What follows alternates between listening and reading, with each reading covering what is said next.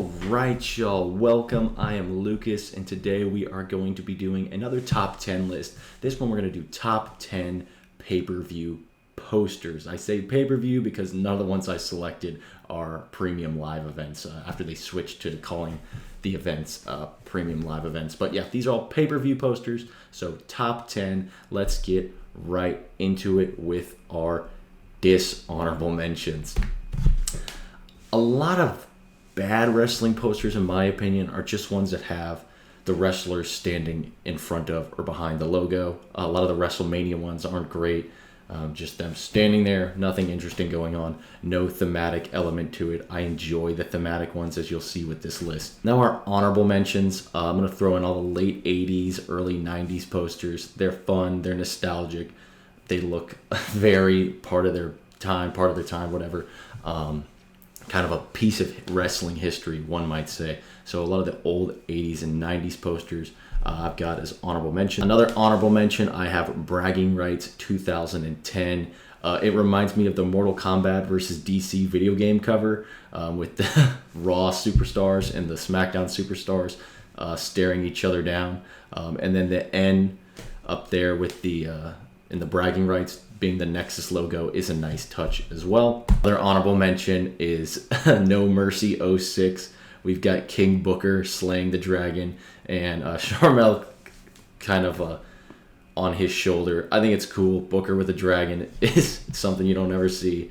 So I like that. And then another honorable mention, I have Judgment Day 2009 with Edge tipping the scales in his favor, the ultimate opportunist Edge. So I really like this one. A lot of good Edge posters, so you'll probably see Edge again on this list. Now into our list itself with number 10, Cyber Sunday 2008. We see CM Punk with kind of a anonymous feel, V for Vendetta with his followers behind him, doing his bidding. Reason this is only number 10, as cool as it looks, Cyber Sunday was the pay-per-view where you could actually vote on who you wanted to see wrestle, and CM Punk was not voted onto the match card.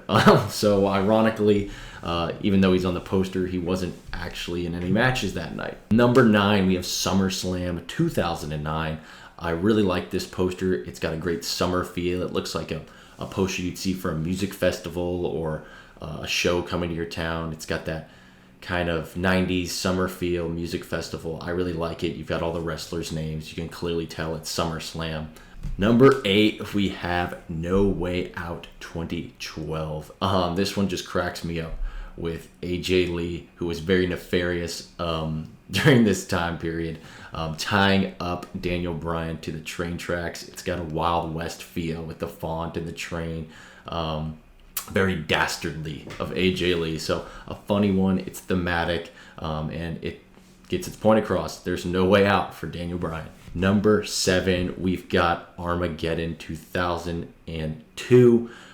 This one is just Dory Wilson in armor, looking great as always. Yeah, it's just, she's good looking. The armor's cool. It's got an Armageddon feel. So that's number 7. Number 6, we have Backlash 2007, and I said Edge would be on this list again, and here he is. Kind of the shining feel. Here's Johnny breaking through the door. Edge was a great heel this period, so you can imagine him as a horror movie villain. So Backlash 07 is number 6. Number 5, we have Armageddon 2008 with Chris Jericho kind of as a evil-looking politician flipping open his nuclear box and getting ready to press the big red button. You get the Armageddon kind of end of days font.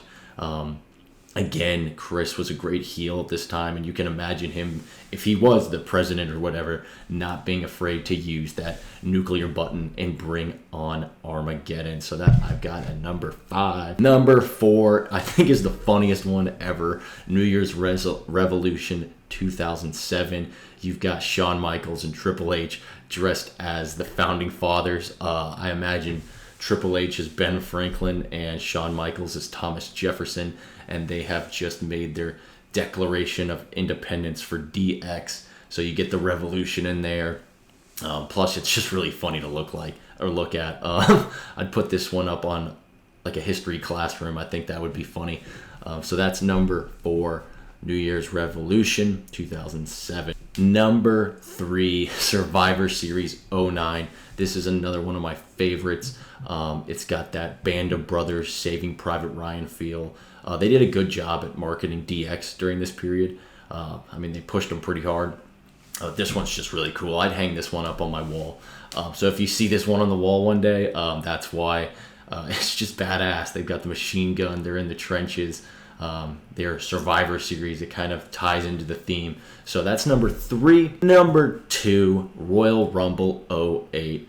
I really like this one. A lot of the Royal Rumble ones are kind of like the WrestleMania ones where it's just all the wrestlers standing and it says Royal Rumble. But this one I think is unique. It's cool how they did it. It was creative. You've got all the wrestlers fighting on the New York subway. This was one of my favorite Royal Rumbles too. I think it was in Madison Square Garden. You got the return of Cena. And it's cool how they're all fighting on the subway. That's part of New York. You get the Rumble aspect. So just a great poster overall. And it is at number 2 of my favorite posters of all time. Finally, number 1. SummerSlam '98, and this poster speaks for itself. Year I was born, just really cool. You see almost like King Kong versus Godzilla with Steve Austin and The Undertaker squaring off, destroying the city. Does a good job at displaying the magnitude of the event. The immovable force or object meets the unstoppable force meets immovable object. There it is. Just really cool. Again, thematics, got that Godzilla King Kong feel, and it's just a really cool poster. So there it is. That is my top 10 pay-per-view posters of all time. I think a lot of the older ones are better. The mid-2000s did a great job at making these posters fun. Nowadays, I think they just kind of slap on the most popular wrestlers and put the name. So even though a lot of people don't love the mid-2000s wrestling, kind of the PG era, they made a lot of cool posters. So I guess that's one positive. So maybe I'd like to see a return to these cool posters because I think it adds to the event. And people even wanting to hang them up or buy them or whatnot. So that's my list. Thank you for watching. Like, subscribe. Got more wrestling content coming your way. So do me a favor, subscribe, whatever. Have a great rest of your day and take it easy.